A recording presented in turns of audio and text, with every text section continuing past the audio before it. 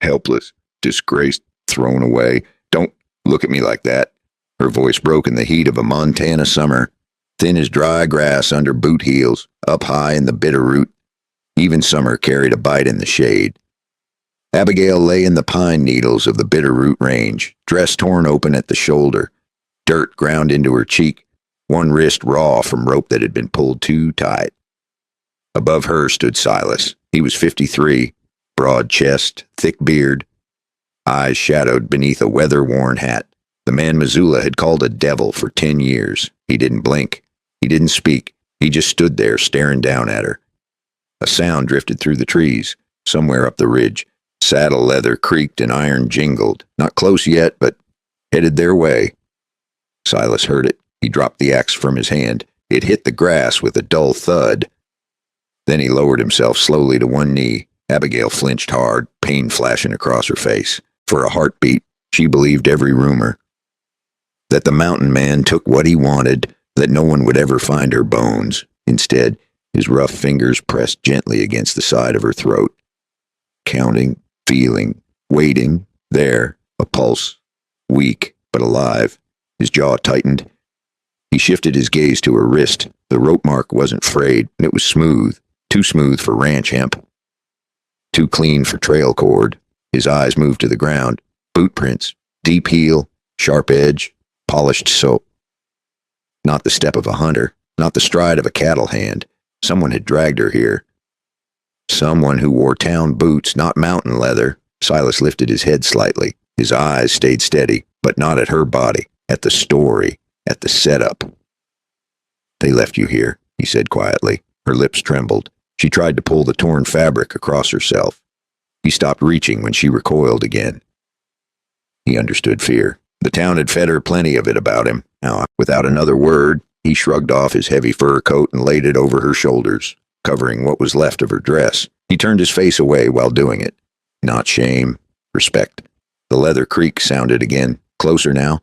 2 horses, maybe 3. Missoula sat half a day's ride below these trees.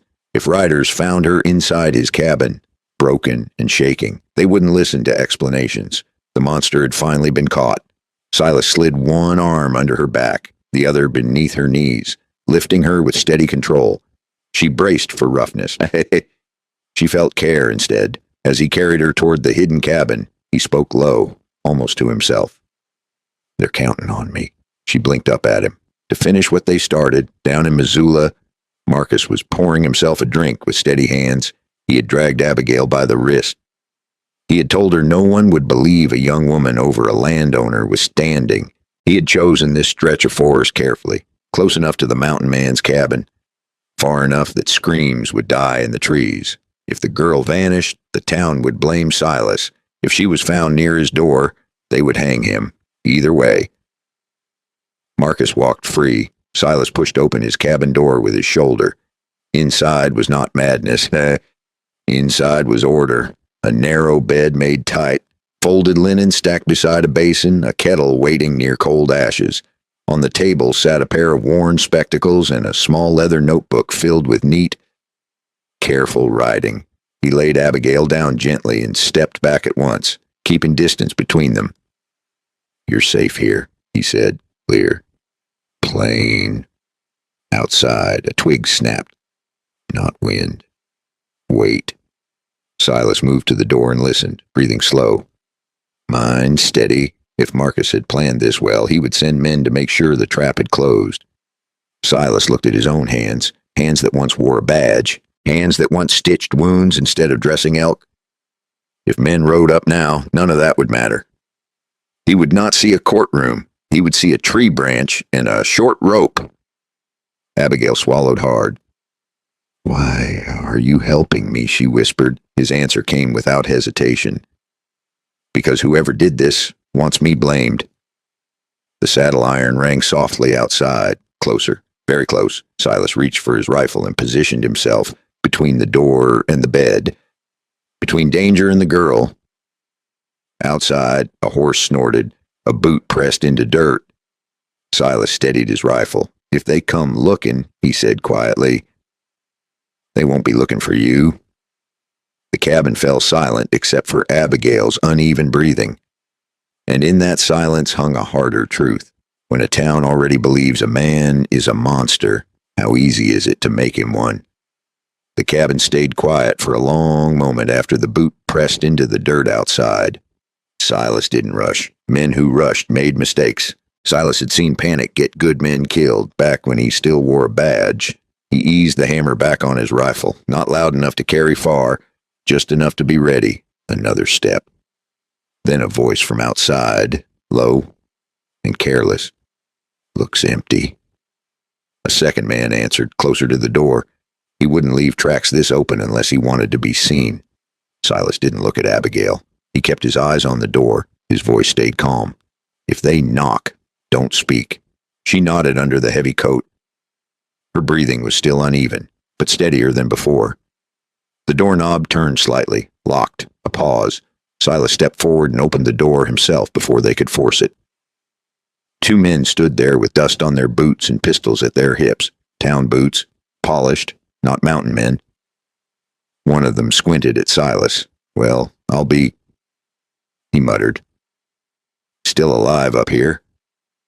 Silas rested the rifle against his shoulder, not pointing it, not lowering it. "You boys lost."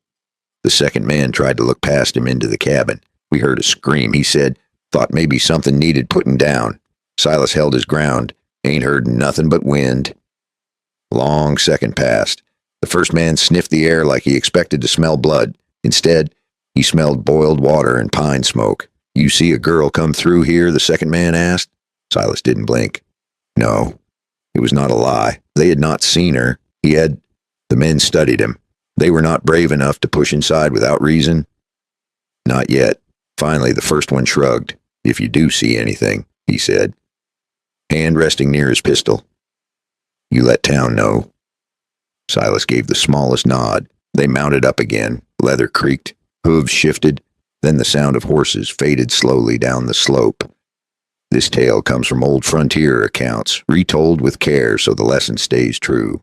A few details are shaped for clarity, and the images are AI made to help you feel it. If it feels heavy tonight, rest easy. If you stay close, because the truth is about to surface. Silas closed the door, but didn't move away from it for several seconds. Only when the forest settled back into normal sound did he lower the rifle. Abigail's voice came soft from the bed. "They were looking for me." "Yes," he said. She swallowed. "He told them I ran." Silas turned to face her now. "Marcus told them what was useful." She studied him. "You know his name. I know his type." Silas poured more water into the tin cup and handed it to her again. He kept distance. She noticed that. Men like Marcus crowded. Men like Silas stepped back. "You're not what they say," she said quietly. He let out a short breath that might have been a dry laugh. "Most men aren't." He moved to the table and opened the leather notebook. Inside were clean lines of handwriting, named, dates, notes. He closed it again. "That rope mark," he said, nodding toward her wrist. "That wasn't ranch cord." She shook her head. "It was from the house." That confirmed it. Marcus had not acted in panic. He had planned. Silas stepped to the small window and looked out toward the lower trail. "If he sent two," Silas said calmly, "he'll send more." Abigail stiffened. "What do we do?" Silas answered without drama. "We don't wait." He gathered a small medical kit from a shelf and brought it over. "Hold still." He cleaned the cut along her wrist carefully. Quick, efficient. He had done this before. "You were a doctor," she said softly. "And a lawman." He paused for half a second. "Was that too?" She looked at him with something different now. Not fear. Curiosity. "What happened?" Silas wrapped the cloth around her wrist and tied it snug. Town needed someone to blame once before. He said, "I was convenient." He stood up straight again. "We'll go down to Missoula before dark." He'd learned it the hard way. After dark, men stop listening and start swinging ropes. Her eyes widened. "Back there?" "Yes." He checked the rifle and slung it across his back. Running makes guilt look real. She held the coat tighter around herself. "He'll kill me." Silas shook his head once. "Not in daylight. Not in front of witnesses." He moved toward the door again and listened. Nothing now but wind. "Can you stand?" She tried. Wobbled. He steadied her elbow without gripping tight. just enough to keep her upright. That's it, he said. Easy. Outside, the sky had shifted toward late afternoon gold. They didn't have long. As they stepped out of the cabin, Abigail looked back once. You could leave me, she said. No one would know. Silas adjusted his hat. I would. That was answer enough. They moved down the narrow trail, slow but steady. Halfway down the ridge, Silas paused and looked toward the valley. Missoula sat quiet in the distance. Small, peaceful from far away. Dangerous up close, once we're there, he said calmly. You speak clear and simple. No shouting, no panic. She nodded. And you? He looked straight ahead. I'll stand where they can see me. There was no fear in his voice, just acceptance of what might come. As they walked, Abigail finally asked the question that had been hanging between them. Why didn't you just leave town for good? Silas gave a small shrug. Some roots grow deep, even when the soil turns against you. She almost smiled at that. The trail widened as they reached lower ground, far behind them, unseen by either of them. Another rider turned his horse toward Missoula at a faster pace. Marcus would hear soon. And when he did, he would not stay calm. Silas felt it in his bones. This was not over, not even close. Before we head down into town, if you're still here, ride with me a little longer. And if you want more stories like this, subscribe, because the truth is about to walk right into Missoula. Now here's the question that matters. When they step into Missoula together, will the town see a monster leading a broken girl, or a man trying to bring the truth back down the mountain? The road into Missoula felt longer than it should have, not because of distance, because of eyes. By the time Silas and Abigail reached the first split rail fence outside town, word had already begun to move faster than horses. A ranch hand near the lower creek had seen them. A woman hanging laundry had noticed the fur coat wrapped around Abigail's shoulders. And nothing travels quicker in a small town than something that looks wrong from far away. Silas walked half a step ahead, not dragging her, not hiding her, just steady. Abigail kept her chin up the best she could. Her wrist was bandaged, her cheek still bruised. But she was walking, alive. That alone was already ruining Marcus's plan. They stepped onto the main street just as late afternoon light stretched long across the wooden storefronts. Conversation slowed, then stopped. A blacksmith paused mid-swing. Two men outside the saloon straightened up. Someone muttered, "That's him." Silas didn't change pace. He'd walked this street before, years ago, wearing a badge instead of a rifle. Abigail felt the weight of every stare. She leaned closer to him, not out of weakness, but out of instinct. He didn't look down at her. He kept his eyes forward. From the sheriff's office doorway, Wade stepped out, hat low, expression unreadable. He took in the scene in one slow sweep. Silas, the girl, the bruises, the coat, and the crowd forming without being told to form. Well, Wade said, voice carrying just enough. That's something you don't see every day. Silas stopped a few feet short of him. Abigail felt the tension move through the air like heat before a storm. Wade's hand rested near his belt, not on his gun, but close enough to matter. You plan to explain this? Wade asked. Silas answered evenly. She was left up on my ridge. A murmur ran through the onlookers. Left. Up there. With him. Someone whispered. Abigail stepped forward before fear could stop her. I wasn't with him, she said, voice shaky but clear. I was left there. Heads turned. Now the story was splitting in two. Wade studied her face. The bruises were real, the rope mark visible. He noticed. Of course he noticed. He had worn a badge long enough to read injuries.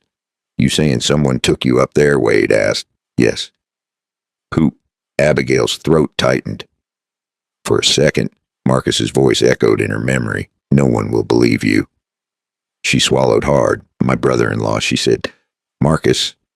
The name landed heavy. A few men exchanged glances. Marcus was not loved, but he was respected. Money did that. Wade didn't react fast. That was a smart thing about him. He let silence stretch. Silas stood still, not speaking for her, not pushing. Let her voice carry its own weight. You understand what you're accusing, Wade said carefully. Abigail nodded. He dragged me. He said no one would question it if I disappeared near the mountain. The crowd shifted again. Now the looks toward Silas were changing, less certain, more curious.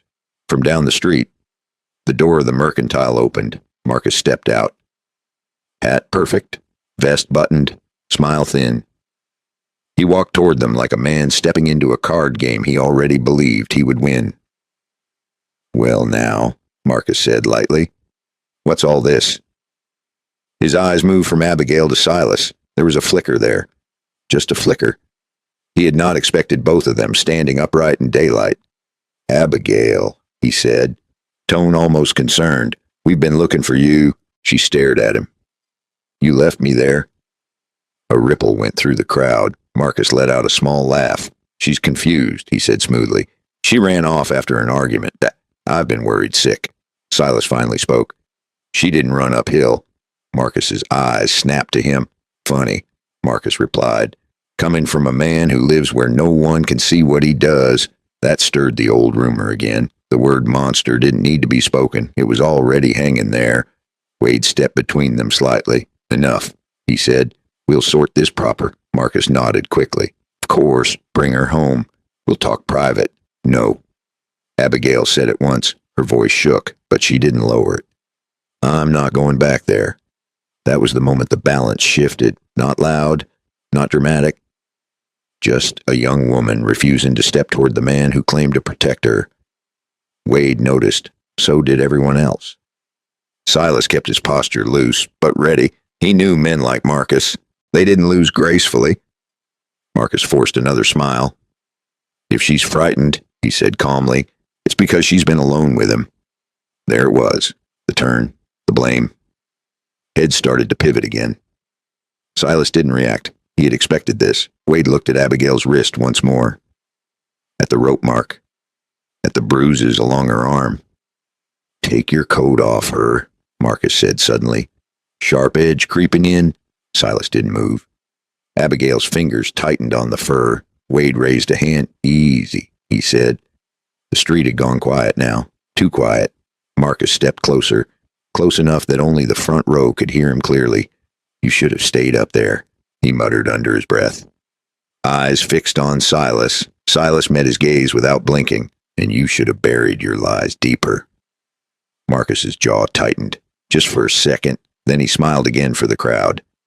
"Sheriff," he said smoothly, "I insist this be handled properly." Wade nodded slowly. "It will be." He turned to Silas. "You'll both come inside. Not an arrest. Not yet. But not freedom either." Silas gave a short nod. Abigail stayed beside him. As they stepped toward the sheriff's office, Marcus remained on the boardwalk, watching, not worried, not yet. Because he still believed he controlled the pieces. What he didn't see was the old woman standing in the church doorway across the street. Eyes sharp, having heard every word. And what none of them knew was that before the sun set, something locked beneath Marcus's own floorboards would begin to move. And when that happened, this would stop being a matter of rumor. It would become a matter of proof. The door of the sheriff's office closed behind them with a dull wooden thud. Outside, the town stayed quiet. Too quiet. Inside, the room smelled of paper, dust, and old tobacco. Wade removed his hat slowly and set it on the desk. He didn't sit. Not yet. Silas stood near the wall, not slouching, not defensive, just steady. Abigail remained beside him, wrapped in the fur coat, her chin lifted even though her hands trembled under the fabric. Marcus entered last, calm, polished, confident. He closed the door carefully behind him, as if this were nothing more than a business discussion. Wade looked at Abigail first. "Tell it clean," he said. From the start, no rush in his voice. That helped. Abigail swallowed and began. She spoke of the argument, of Marcus grabbing her wrist, of being dragged toward the tree line, of him saying no one would question where she ended up. She didn't dramatize. She didn't shout. She simply told it. The way truth sounds when it has nothing to decorate it. Marcus waited until she finished. Then he sighed, almost tired. "She's grieving," he said calmly. "Losing her sister has not been easy." The words hit harder than he meant them to. Silas noticed the way Abigail's eyes shifted at that. Not grief, shock. Wade noticed too. Her sister. Wade said slowly. Was buried 2 weeks ago, Marcus nodded once. A sad day. Silas spoke before Abigail could. Closed casket. Wade glanced at him. That right, Marcus's jaw tightened for half a breath. Some things are better remembered as they were. Silas let that sit in the room. Then he added quietly, no doctor signed that burial. That was true? And Wade knew it. Missoula didn't have many secrets when it came to paperwork. Records show a certificate, Marcus said quickly. Signed where Silas asked. Wade turned toward his desk. He opened a drawer and shuffled through folded documents. He pulled one sheet free and studied it. His brow lowered slightly. This was signed in Helena. Wade said. Marcus forced a small smile. Had to send for it. You know how it is. Silas did know how it was. He also knew how long it took to send papers to Helena and back. Too long for the timeline, Marcus had claimed. Abigail found her voice again. I never saw her body, she said softly. Marcus turned to her. You were unwell, he said. I spared you that pain. The tone was gentle. The control behind it was not. Wade stepped back from the desk. He looked at Silas now. You got proof of anything besides suspicion, Silas answered honestly. No. That word could have ended everything. Marcus almost smiled, but Silas continued. Yet, the room tightened again. Wade exhaled slowly. You're asking me to accuse a landowner based on marks on a wrist and a story. I'm asking you to look at them. Silas replied evenly. Wade walked toward Abigail. He didn't touch her at first. He simply observed the rope mark, the bruising pattern. The direction of pressure, old training didn't disappear. He had once known how to read signs too. Those aren't self-made, Wade admitted quietly. Marcus's voice sharpened. You're not suggesting I tied her up. Wade didn't answer that. Instead, he asked Abigail one question. Why leave you near his cabin? She looked straight at Marcus. Because everyone already believes he's a monster. That landed harder than anything else. Silas didn't move, but something in the room shifted. The truth didn't need to shout. It just needed space. Outside, a horse galloped past faster than normal. Someone in town was moving quickly. Marcus heard it too. His eyes flickered toward the window. Just for a second, Silas saw that, and he remembered something from the mountain. 2 riders, polished boots. Not here to rescue, here to confirm. Wade walked back to his desk. He folded the Helena certificate once more and placed it down slowly. This doesn't sit right, he admitted. Marcus straightened. Sheriff, you're letting emotion cloud judgment. Wade looked at him for a long moment. No, he said, I'm letting time catch up. That unsettled Marcus more than anger would have. Because time meant digging. Digging meant questions. And questions meant cracks. A knock hit the door suddenly, sharp, quick. Wade opened it halfway. A young deputy stood there, slightly out of breath. There's been talk, the deputy said. Church bell rang earlier. Martha's asking to speak with you. Silas felt a quiet weight lift in his chest. Sister Martha didn't ring that bell without reason. Marcus forced a laugh. Surely we're not turning this into a revival meeting. Wade ignored that. He turned back to the room. Everyone stays, he said. Marcus's smile faded for the first time.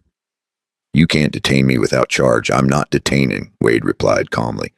I'm observing. Abigail looked at Silas. For the first time since the forest, she didn't look afraid. She looked hopeful. And hope can be more dangerous to a guilty man than any rifle. Outside. Footsteps approached. Slow, measured, older. Sister Martha didn't rush. She entered the office with steady eyes and folded hands. She looked at Abigail first, then at Silas, then at Marcus.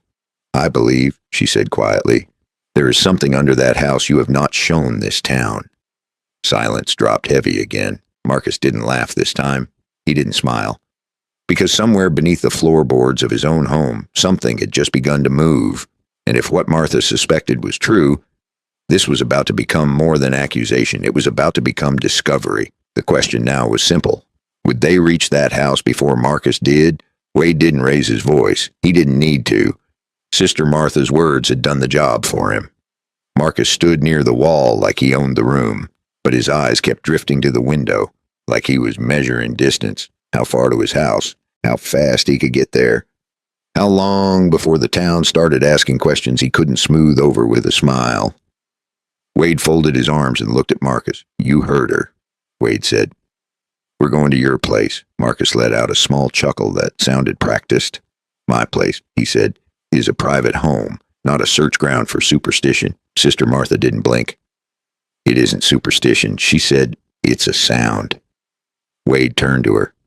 A sound. Martha nodded once. Crying, she said, not from the street, not from the upstairs windows, from below. Abigail's breath caught. Silas shifted his weight, just slightly.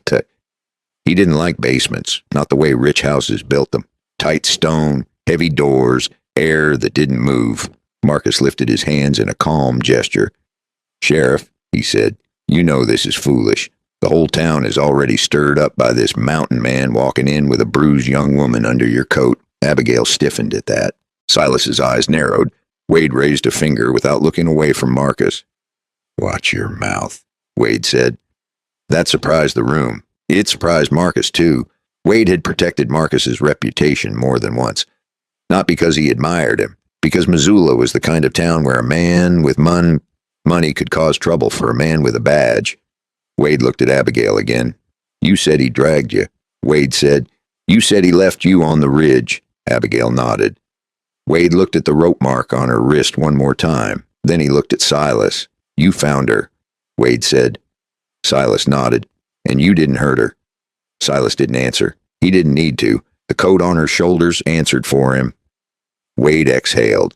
Then he made a decision that was half law and half gut. All right, he said. We walk over there, and we do it clean. Marcus's smile returned for half a second. Good, Marcus said. Then you'll see there's nothing.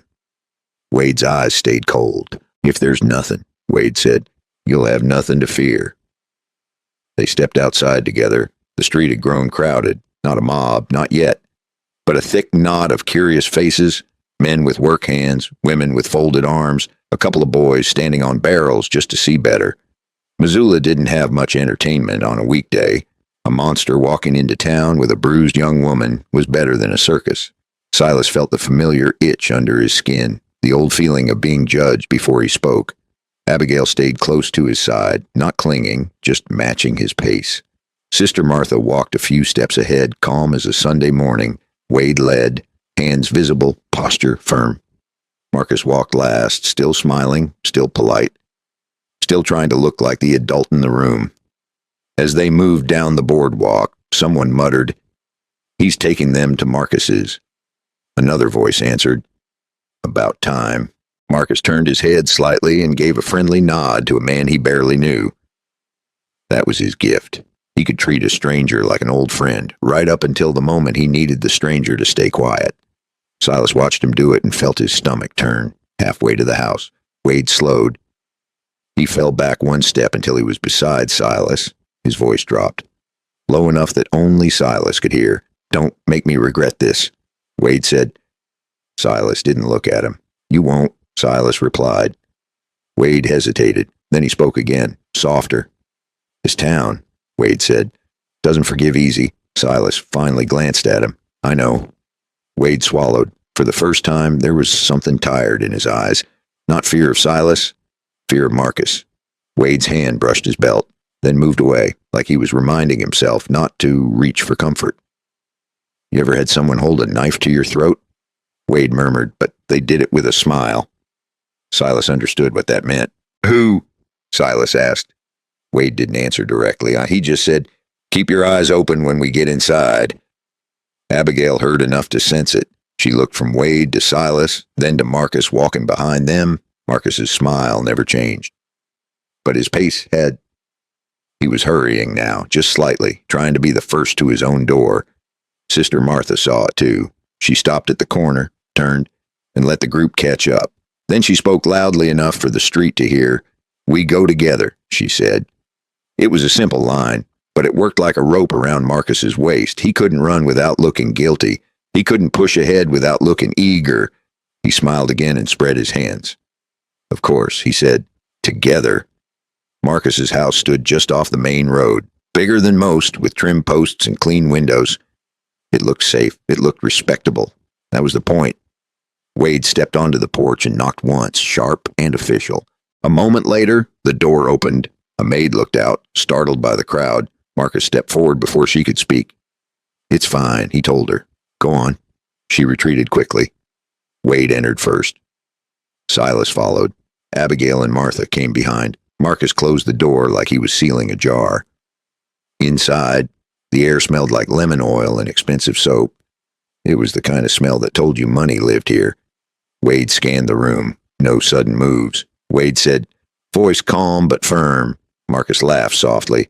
"Sheriff," he said, "you act like I'm hiding bandits under the rug." Sister Martha walked straight to the center of the house and stopped. She listened. Everyone else listened too, because when an older woman goes quiet like that, even proud men tend to hold their breath. At first, there was nothing. Just the house settling, a clock ticking, then a faint thump. Not from above, from below. Abigail's hand rose to her mouth. Silas's shoulders tightened.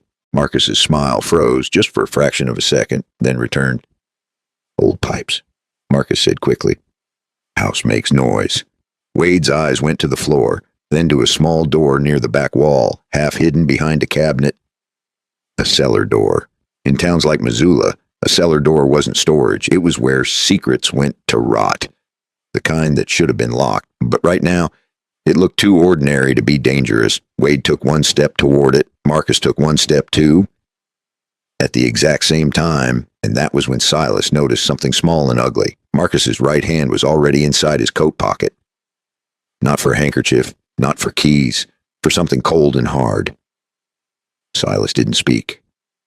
He just shifted his position, one quiet step, placing himself between Marcus and Wade, because whatever was behind that cellar door, Marcus was ready to kill to keep it hidden. And the next sound that rose from beneath the floorboards was not a pipe. It was a human voice trying not to be heard. The house went still, the way a poker table goes still when a man turns over a card nobody expected.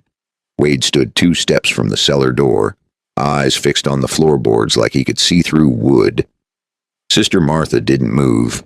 She simply listened, head tilted, hands folded, face calm but hard. Abigail's breath hitched, and she pressed the fur coat tighter around her shoulders.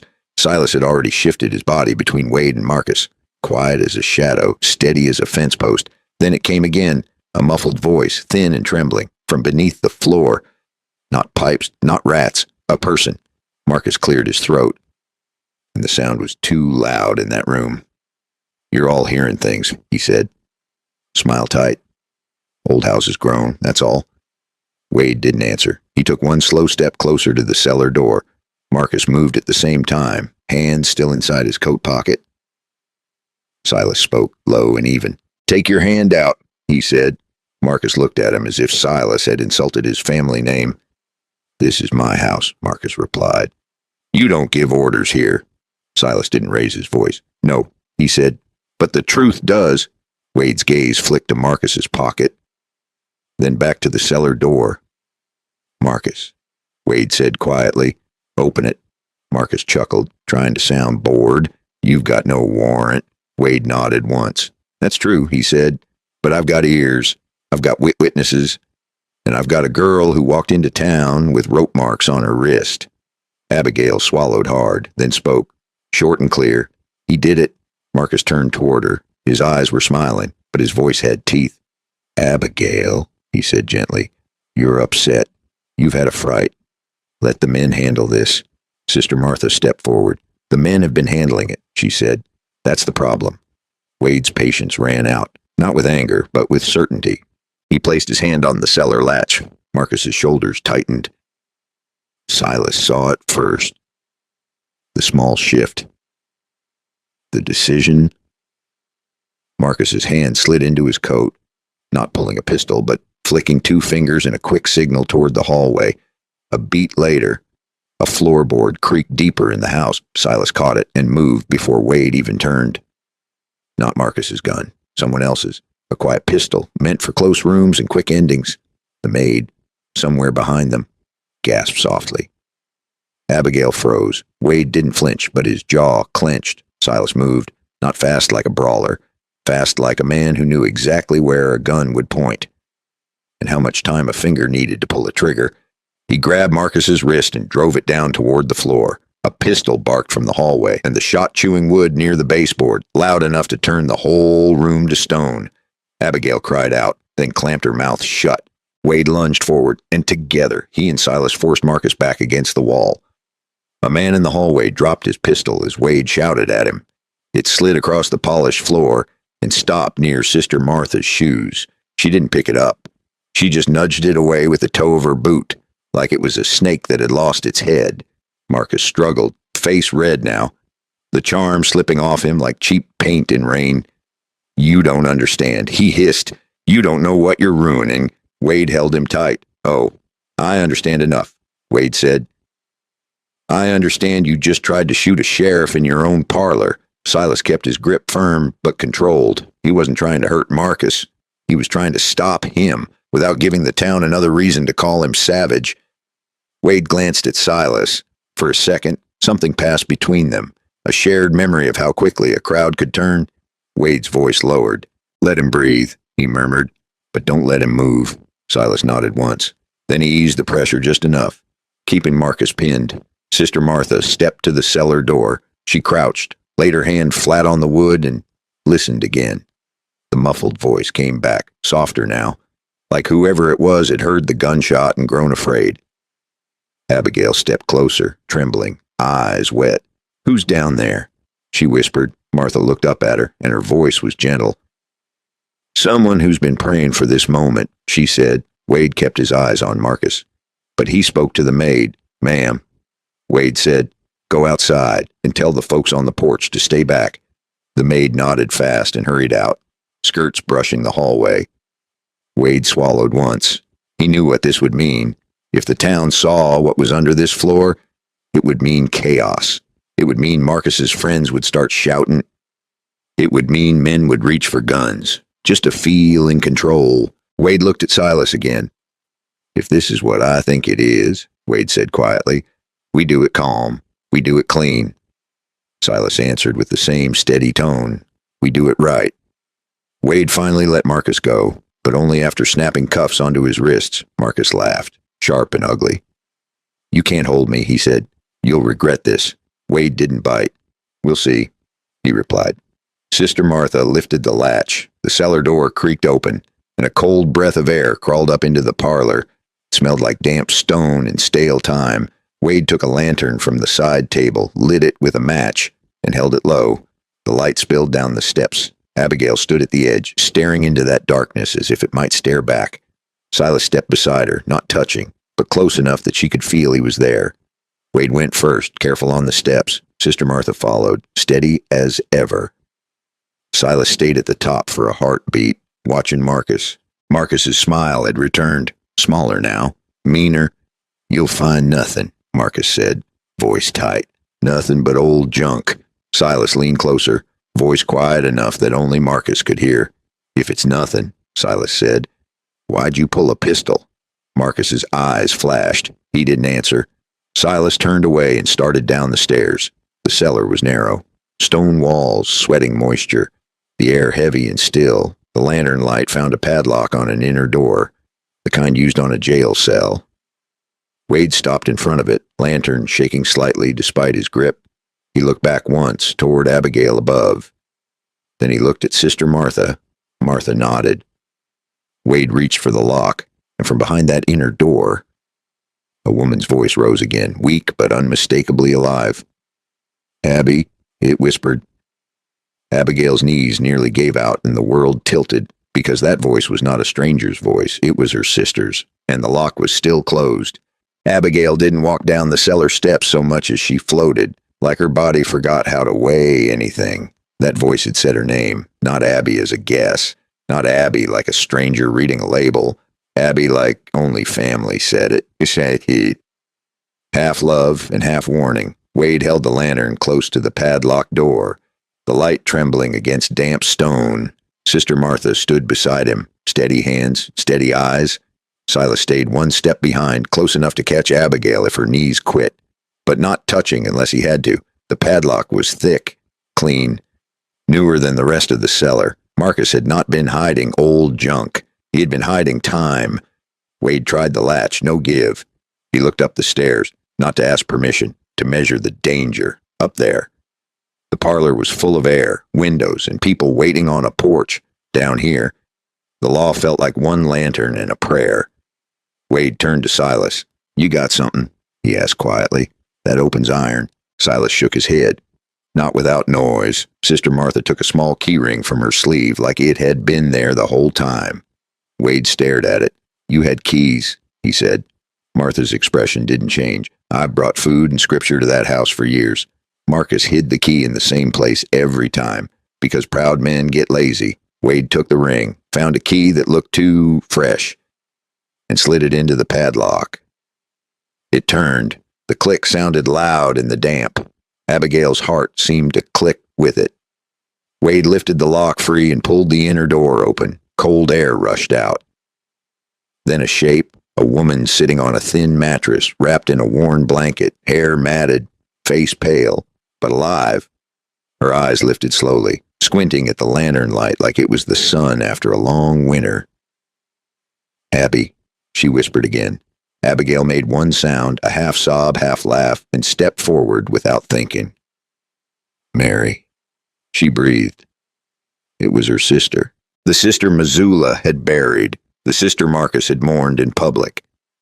The sister Marcus had kept under his own floor like property. Mary tried to stand and her legs shook. Silas moved in, one step, then stopped. He didn't rush her. He just offered his arm at a distance, palm open, giving her the choice. Mary reached for it, fingers weak but certain. Silas steadied her gently. Abigail grabbed her sister's hand, pressing it between both of hers like she could warm life back into it. Wade looked around the cell. A bucket, a tin cup, a blanket, a ledger book on a shelf. Not a diary, not a love letter, a ledger. Sister Martha saw it too. She opened it and flipped through pages, names, dates, amounts, property notes, transfers. It looked like business, landlines, timber rights, numbers that meant a woman's life was worth less than a signature. But the handwriting was tight, careful, greedy. Wade's face hardened. "This isn't just cruelty," Wade said quietly. "This is a plan." Mary swallowed and spoke with effort. "He said," she whispered, "I would sign when I got tired enough." Mary swallowed hard. "He kept me alive on just enough bread and water to keep my hand steady for the pen." Abigail's eyes filled again, but this time the tears looked different, not only pain, anger. "Did he hurt you?" Abigail asked. Mary's gaze flickered, and she shook her head slowly. "Not with fists," she said. Voice thin, with time, with hunger, with lies. That landed on Wade like a punch. I'm on Silas like an old memory. I'm on Abigail like a new kind of fear. Because time was what Marcus had always been good at. Wade motioned upward. "We get her out," he said. Silas nodded. Mary leaned heavily on Silas's arm, and Abigail stayed close on her other side. They moved up the steps, lantern leading, like they were carrying a secret into daylight. At the top, the parlor felt brighter, almost normal, and that made it worse, because a house that could look so clean could hide a cell so well. Marcus stood in cuffs near the wall, guarded by a deputy who had come down after the gunshot. Marcus watched Mary appear. His face didn't crumble, it tightened. Then he smiled, that same thin smile, like he could talk his way through smoke. "Well," Marcus said softly, "look at that." Wade stepped between Marcus and the women. Marcus's voice stayed smooth. "You've made quite a mess," he said to Wade. "A respectable home invaded, a poor sick woman dragged out of the cellar. Folks will talk." Wade's eyes went cold. "Good," Wade said. "Let them." The maid stood near the hallway, shaking. Outside, footsteps and murmurs rose on the porch as people realized something big had happened. Abigail held Mary upright and looked straight at Marcus. "You told them she was dead?" Abigail said. Marcus shrugged like it was weather. "People believe what they're ready to believe," he replied. Silas's jaw tightened. He had heard that line before in different clothes. That was how men justified ruin. Wade moved to the front door and opened it. The porch was full. Neighbors. Shopkeepers. Men with suspenders and hat brims pulled low. women with hands over mouths. They saw Mary, and the sound that came out of that crowd was not cheering. It was a stunned inhale, like the whole town forgot to breathe. Sister Martha stepped forward, voice clear but not loud. "This is Mary," she said, "alive." The crowd shifted, faces changing as if someone had turned a mirror on them. Abigail felt it. That strange moment when a town realizes it has been wrong. Not because it wants to be good, because the proof is standing right there. Wade raised a hand. "Marcus is under arrest," he said. "Attempted murder, unlawful imprisonment, and whatever else this ledger points to." Marcus laughed once, sharp. "You really think this ends me?" he said. "You really think I don't have friends?" Wade's voice dropped. "Maybe you do," Wade said, "but you don't have daylight anymore." Abigail looked at Silas. For the first time since the forest, people were not staring at him like he was a monster. They were staring like they didn't know what to call him now. Mary leaned closer to Abigail and whispered something that made Abigail's face go still. Then Abigail turned to Wade, voice urgent. "He's not done." Abigail said. Wade frowned. "What do you mean?" Mary swallowed hard, then spoke louder, forcing the words out. "He said," Mary whispered, "if he ever got cornered, he'd burn the house down with everyone in it." And Marcus, standing in cuffs, smiled like a man who had just remembered he still had one last match. Marcus smiled like a man who believed fire could still save him. Wade saw it too. That kind of smile does not come from hope. It comes from a plan that has already been set in motion. "Out," Wade ordered sharply. He didn't shout. He didn't panic. But something in his tone made the porch crowd move fast. Silas felt it before he saw it. The faint smells. Oil. Not cooking oil, lamp oil. Too strong for a quiet afternoon. Abigail tightened her grip on Mary. Mary's voice trembled. "He kept barrels," she whispered. "Down the hall. For winter." Marcus tilted his head slightly. "You can't prove that," he said softly. Silas didn't answer him. He turned toward the hallway that led deeper into the house. The air there felt heavier. Still, wrong. Wade snapped to the deputy. "Get the crowd back from the porch." The deputy hesitated. "What about him?" he asked, nodding at Marcus. Silas stepped closer, positioning himself near Marcus without touching him. "I'll stay," Silas said. Wade studied him for half a second, then he nodded. "Don't let him move." Marcus laughed under his breath. "You still trust him," he said to Wade. "After all the stories," and Wade didn't look back. "Stories change," Wade replied. "Facts don't." Sister Martha moved Mary and Abigail toward the front door. "Outside," she said gently. "Now." Abigail didn't want to leave Silas there. He saw it in her eyes. "Go," he told her, calm and steady. For a moment she hesitated. Then she nodded and guided Mary out into the open air. The porch emptied fast. People scattered into the yard and the street, murmuring, confused. Some still didn't understand. They would soon. Inside, the house felt too quiet. Silas watched Marcus's hands carefully, cuffed, but calm, too calm. "You're running out of moves," Silas said quietly. Marcus looked at him with something close to admiration. "You always did think straight," Marcus replied. "Shame the town never noticed." Silas ignored that. He stepped closer to the hallway. The smell was stronger now. Oil soaked into wood and into carpet. Careful, intentional. Wade returned from the back of the house, jaw tight. "He's poured it along the baseboards," Wade said low, "all the way to the rear door." Marcus shrugged. "A precaution," he said lightly, "in case of thieves." Silas glanced toward the kitchen. A stove, hot coals. One good spark would be enough. "You planning to light it yourself?" Silas asked. Marcus's smile widened. "Who says I have to?" The words settled heavy. Silas moved fast then. He grabbed Marcus by the collar and shoved him hard against the wall. "Not rage, control. Who else is here?" Silas demanded. Marcus's eyes flicked toward the back of the house. That was enough. Wade turned and ran toward the kitchen. Silas dragged Marcus with him. In the back room, a young man stood frozen near the stove. One of the riders from the mountain. Polished boots, pale face, a match in his hand. He looked barely 20, too young to understand how permanent fire could be. Wade barked, Drop it. The young man hesitated. That was the mistake. Silas lunged forward, still holding Marcus by the collar, and kicked the match from the boy's hand before it could strike. It skidded across the floor. Wade drew his revolver, not firing, just holding. Step away, Wade ordered. The young man backed up slowly, hands shaking.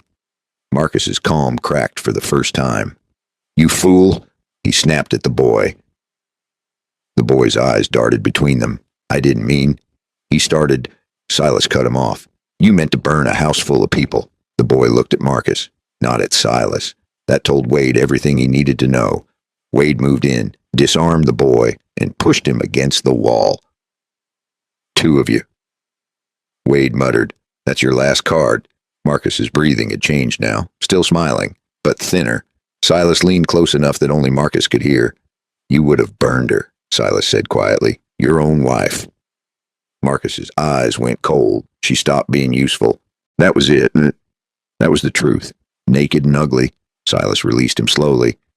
Not because he forgave him, because he understood him now, and understanding a man like Marcus was more dangerous than hating him. Wade looked around the kitchen. "Get water." He ordered the deputy who had followed in. "Buckets. Now." The deputy ran. Silas walked back through the hallway, scanning the baseboards where oil had darkened the wood. He grabbed a rag from a side table and began wiping, fast and methodical. Wade joined him. No speeches, no drama, just men stopping a fire before it began. Outside. Abigail watched smoke that had not yet risen, heart pounding in her throat. Sister Martha stood beside her, steady as ever. "It will hold," Martha said softly. Abigail wasn't sure if she meant the house or Silas. Inside, the last of the oil was wiped away. The stove door was shut tight. The match lay broken on the floor. Wade straightened and looked at Marcus. "You're done," Wade said. Marcus didn't argue. He didn't plead. He just looked past Wade, past Silas, toward the open doorway where the whole town could see, and for the first time, he didn't look like a man in control. He looked like a man calculating distance, not to the porch, not to the crowd, but to the back door, to the alley, to the horses tied behind the house. Silas saw that look. He had seen it before, the look of a man who would rather run than answer. And just as the deputy stepped forward to move Marcus toward the front, a gunshot cracked from somewhere outside, not from the kitchen, not from Wade, from the yard, and Abigail screamed. The gunshot cracked across the yard like a board snapping in winter. For one heartbeat, everything froze. Then Silas moved, not toward the sound, toward Abigail. Because whatever came next, he knew one thing for certain. He would not let fear take her again. Outside, a horse reared and pulled loose from its hitch. One of Marcus's hired men had tried one last desperate move, firing into the air to scatter the crowd and clear a path. But the crowd didn't scatter. Not this time. Men who had watched in silence all afternoon stepped forward instead of back.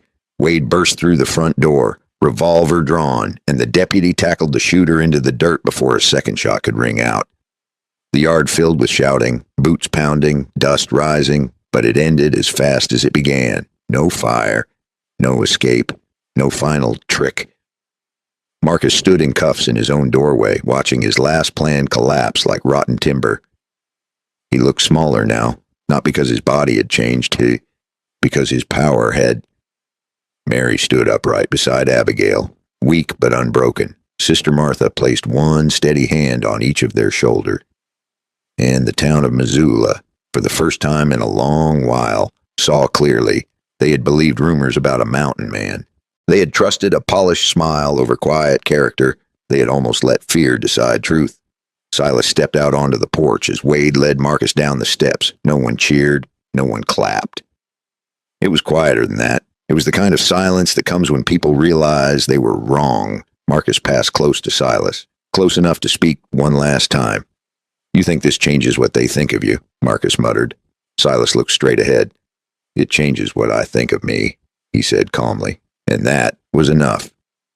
Mary's story spread faster than any rumor ever had. The cellar, the ledger, the lock. Truth has a way of traveling faster than lies once it is finally seen in daylight. In the days that followed, Marcus faced trial. Not a rope, not revenge, a trial, because justice is stronger when it is steady. Silas didn't return to the mountain right away. He helped Wade straighten out the ledger entries, helped Mary find a doctor, helped Abigail stand in front of people who once whispered and now listened. And something quiet started to shift in town. Not overnight, not for everyone, but enough to prove the rumor had cracks. Now let me step out of the story for a moment and speak to you directly. I have told many stories like this over the years, and what always stays with me is not the gunshot or the cellar door. It is the moment a man decides who he is when everyone else has already decided for him. I have seen men spend half their lives trying to outrun a rumor. I have seen others become exactly what they were accused of because it felt easier than fighting back. Silas chose something different. He chose steady over loud. He chose dignity over revenge. He chose to protect, even when protection could have cost him everything. And I ask myself sometimes, how often do we let other people's opinions write our story? How often do we step back from doing what is right because someone might misunderstand us? Abigail could have stayed silent. Mary could have given up. Wade could have protected his comfort instead of the truth. Each of them made a choice in a moment that mattered. So here's the question I leave with you. When your name is on the line, when your character is questioned, when the crowd is not on your side, do you stand steady or do you shrink? Another question. Are you judging someone in your own life based on rumor instead of evidence? Are you letting fear keep you from speaking a truth that needs daylight? If this story meant something to you, if it reminded you that quiet strength still matters, go ahead and press like so more people can hear it. Subscribe to the channel if you want more stories that carry a little grit and a little wisdom with them. We do not just tell tales here, we look for lessons. And before you go, tell me something simple in the comments. What time is it where you are right now? And where are you listening from? I read those more often than you might think, because this is not just a story about a mountain man. It is about the moment you decide who you are when no one is clapping. Silas once asked himself whether a town that believed he was a monster would ever see him differently. The better question turned out to be this. Could he live with himself if he didn't try? That is the kind of question worth carrying long after the dust settles. And if you have ever felt misunderstood, misjudged, or counted out, maybe this is your reminder. Stay steady, stay honest. Let the truth walk beside you long enough, and eventually even a whole town has to make room for it. And a few weeks later, folks in Missoula saw something else they never expected.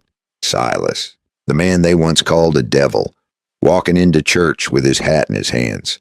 Abigail sat near the front, not hiding, not afraid. When Silas looked at her, he didn't look away this time. Not with hunger, with honor. And when she reached for his hand, the whole town finally understood. The mountain man kept staring, not because he owned her, because he finally believed he deserved a life in daylight. He'd paid for it in silence, and then he had a wife.